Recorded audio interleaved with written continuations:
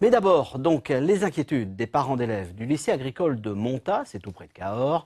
C'est un établissement public, il accueille des enfants dont les familles n'ont pas toujours les moyens de se payer un enseignement privé. Or, les nouvelles pour la prochaine rentrée ne sont tout simplement pas bonnes. Christine Ravier, Jean-Pierre Jose. À la rentrée, le choix est simple. Soit la classe de 3e ferme ses portes, soit les filières nature et services en milieu rural doivent fusionner dans les matières principales. Un véritable crève-cœur pour les professeurs et les élèves du lycée agricole du Monta. Cette réorganisation, sous-tendue par des motifs budgétaires, va contribuer d'après eux à dégrader la qualité de l'enseignement et mettre en danger leur établissement. Ce fusionnement implique une limitation en fait à 16 pour chaque promotion, pour chaque filière, ce qui veut dire qu'on aura donc moins d'effectifs à la rentrée. Alors ce qui me révolte vraiment, c'est qu'on ne va pas pouvoir offrir à nos jeunes suffisamment de places en formation alors que nous avons des débouchés derrière. Voilà, notamment dans le sanitaire et le social, on a des besoins qui doivent être pourvus.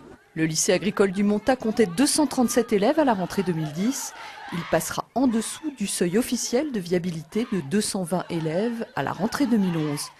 Les professeurs parlent de mort annoncée, d'autant que 90 postes seront encore supprimés cette année dans l'enseignement agricole public.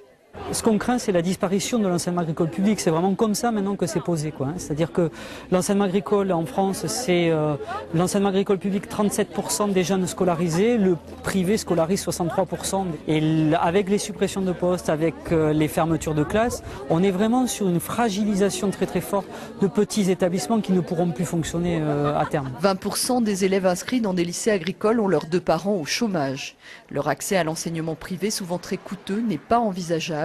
C'est donc pour défendre l'école publique et gratuite que les enseignants des lycées agricoles se joindront demain aux manifestations qui ont lieu partout en France.